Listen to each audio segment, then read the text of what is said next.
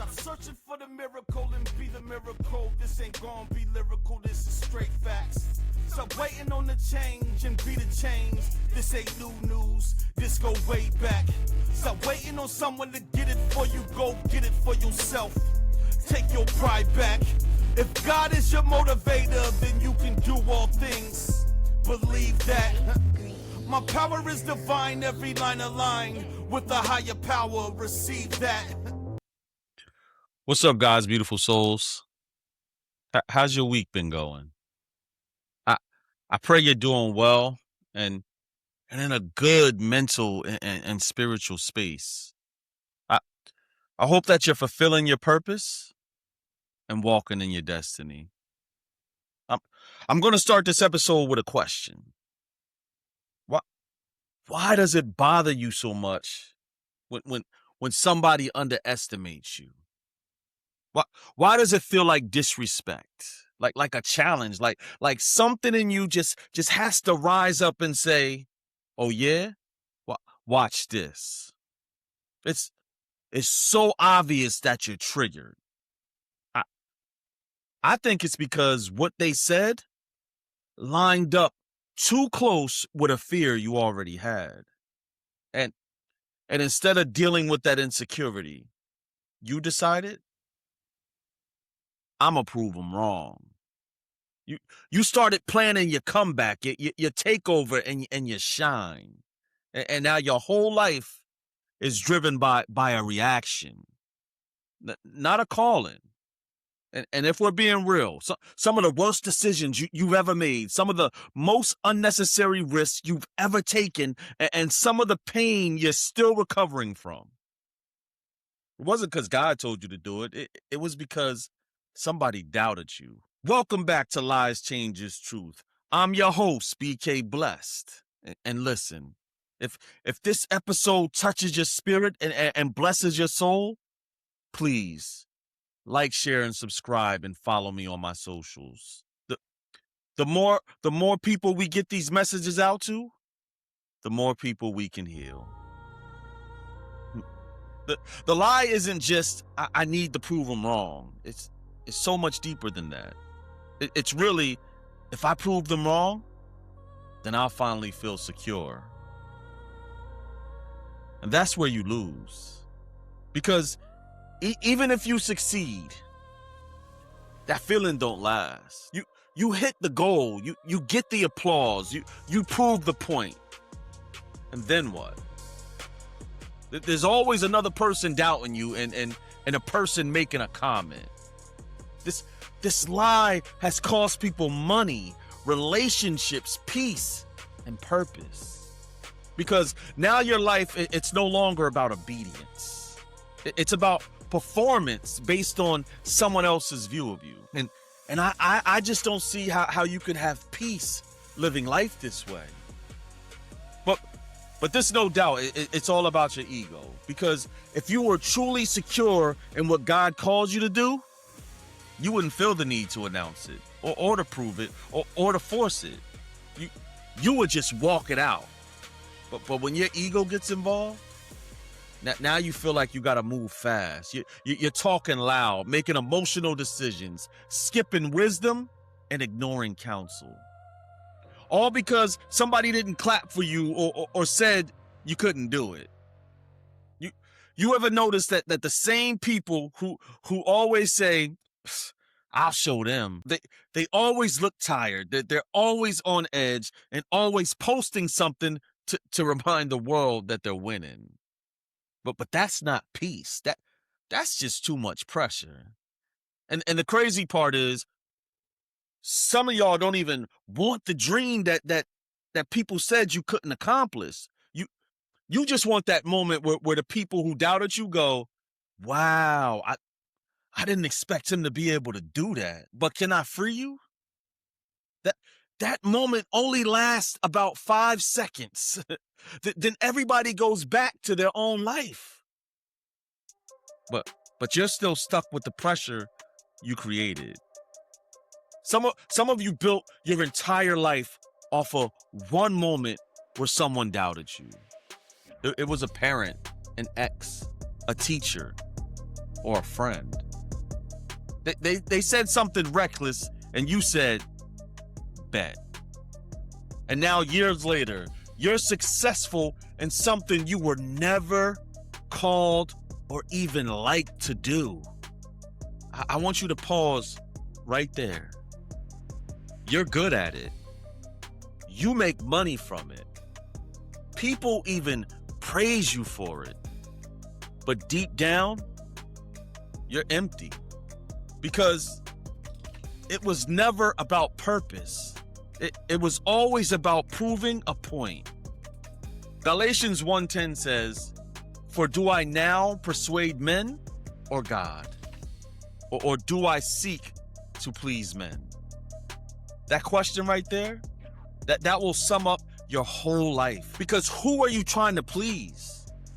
And be honest, because you can't fully please God while secretly chasing people's approval. You didn't start that business because God said to start it. You started it because your ex said you will never be anything.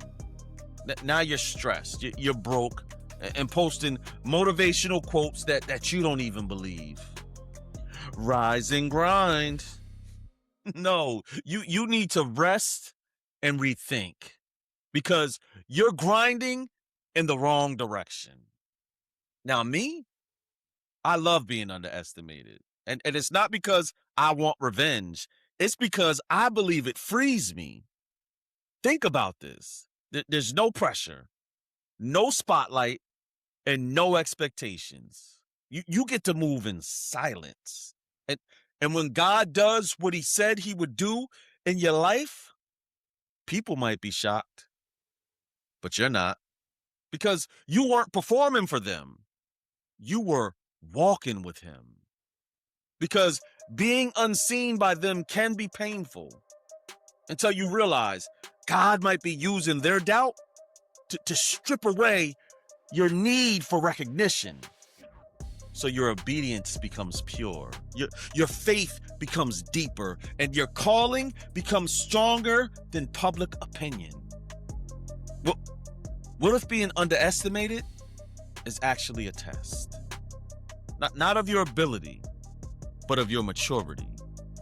Because anybody can react, but can you stay focused, obedient, and disciplined? Even when nobody believes in what you're doing. See, that's the difference between confidence and ego. Confidence says, I know what God placed in me. Ego says, I need you to see it too. Confidence is quiet. Ego is loud. Confidence builds, but ego, it reacts. Jesus didn't feel the need to prove himself to everyone. Isaiah 53:3 says, he was despised and rejected, a man of sorrows, acquainted with deepest grief. We turned our backs on him and looked the other way. He was despised, and we did not care. Even Jesus was underestimated. They looked at him and saw nothing special. But Jesus didn't go around trying to prove himself to everybody. People doubted him, and he kept moving. People misunderstood him. He kept moving. That there were people who disrespected him. You know what he did? He kept moving. Why do you think that is? It's because he wasn't here for their validation. He was here for his assignment. You keep stopping your assignment to address opinions. You keep pausing your purpose to respond to doubt. And you keep delaying your growth to prove a point. Think about what Eleanor Roosevelt says. What other people think of me is none of my business. Also think about this one. A lion does not concern himself with the opinion of sheep. Now look, this isn't about being arrogant or about looking down on people. It's about not being controlled by other people's opinions. Because everybody who misunderstands you is not owed an explanation. Some of you are explaining yourselves into the ground, trying to make people see your vision. You want them to believe in you and understand your process. Let me help you. If God didn't feel the need to explain it to them, why are you?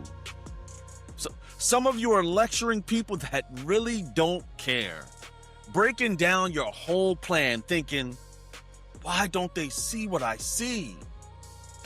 Maybe they're not supposed to.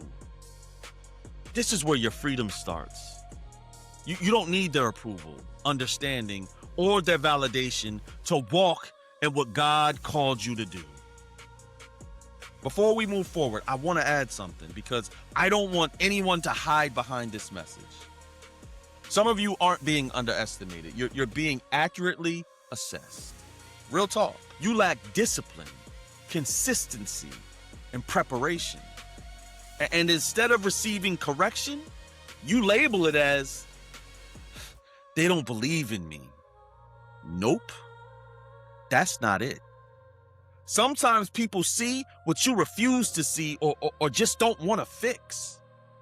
Proverbs 12:15 says, fools think their own way is right, but the wise listen to others. So before you get offended, ask yourself, is there truth in what they're saying? Is there something that I need to change? Because correction can feel like disrespect when you're not ready to grow. Now let's get back to the heart of this episode, because this episode isn't all about correcting you. This is about freeing you. Freeing you from internalizing the small expectations of people who were never meant to carry vision for your life. Because too often, we allow someone else's fear, insecurity, or ignorance to become a prison for our confidence. But their assumptions are not prophecy, and their doubt is not destiny. Sometimes their underestimation is simply proof they can't comprehend what heaven is doing in you. I want you to remember that usually when someone underestimates you, it's not about your ability. It's a reflection of their perception. They're not revealing your limits. They're revealing theirs, their thinking, their experience, their worldview, and their fears. So why are you trying to change their mind? Why have you taken their limitation and turned it into your motivation? You can't heal their insecurities by proving them wrong. Don't you know David's own family overlooked him? When Samuel came to anoint a king, they didn't even call David in. But God said in 1 Samuel 16:7, for the Lord does not see as man sees. For a man looks at the outward appearance, but the Lord looks at the heart. So while people are misjudging you, God is measuring you correctly. And David didn't try to prove anything to his brothers, even though they underestimated him, talked down to him, and dismissed him. But when it was time for him to show up, he showed up prepared. Not emotional, but prepared. That's the difference. So stop focusing on proving people wrong and start focusing on being ready when it's time. Because opportunity doesn't care about your feelings. If you're not prepared, you will miss the moment trying to make a point.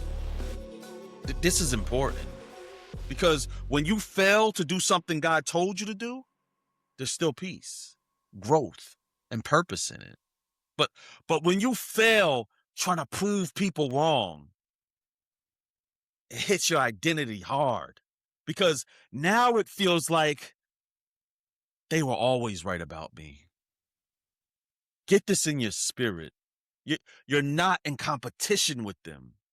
Me personally, I don't compete with people. I compete with myself.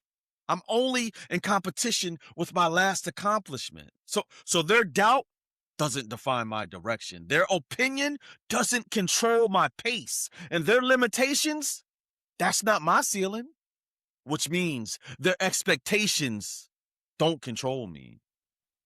So stop saying I'll prove them wrong and start saying I'll obey God. Because one leads to pressure and the other leads to purpose. But it's hard. I know. You're trying to prove something to yourself because deep down, you're not fully convinced that you're good enough. And instead of dealing with that internally, you're trying to fix it externally using achievements, recognition, success, and attention. But trust me on this. None of those things heal insecurity. Because you can win publicly and still feel empty in private. You could be praised by the world and still doubt yourself in silence. You can prove them all wrong and still not feel right. Because you're trying to solve the wrong problem. See, freedom is not getting everyone to believe in you. Freedom is not needing them to. Let me leave you with this. You don't need to be seen to be significant. You don't need to be validated to be valuable. And you don't need to be understood to be called. And when you get this, you'll stop forcing things. You won't feel the need to explain. You'll stop performing to prove a point to others. And that's when you start building. Quietly, faithfully, and consistently. There will be a day that the same people who underestimated you recognize what's on your life. And when they do, it won't matter as much as you thought it would. Because by then, you won't be doing it for them anymore. The lie? I need to prove them wrong. The change. Shift from proving to people to obeying God. The truth.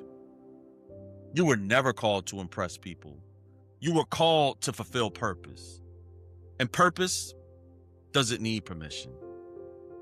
This has been episode 55 of Lies Changes Truth. I'm your host, BK Blessed.